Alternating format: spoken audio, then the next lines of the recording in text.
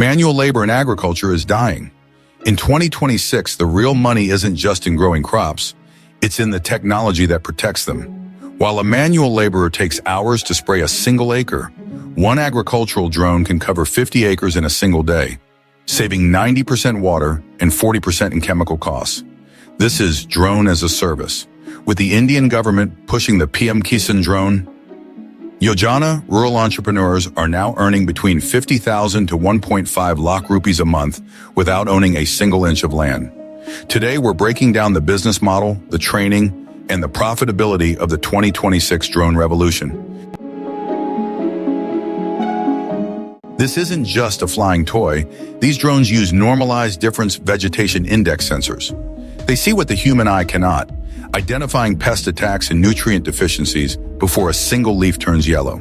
We are moving from blanket spraying to targeted intervention. By integrating GPS and radar, these drones maintain a precise 2-meter height, ensuring 100% leaf coverage with zero waste.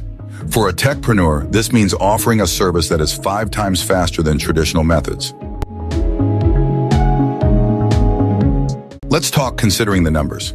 Considering the current market rate in India, the service charge is 400 to 600 Indian rupees per acre. Next, the capacity is 30 acres a day. This results in a daily gross revenue of 15,000 rupees. The operating costs like battery charging, transport, and maintenance would roughly be 3,000 rupees per day.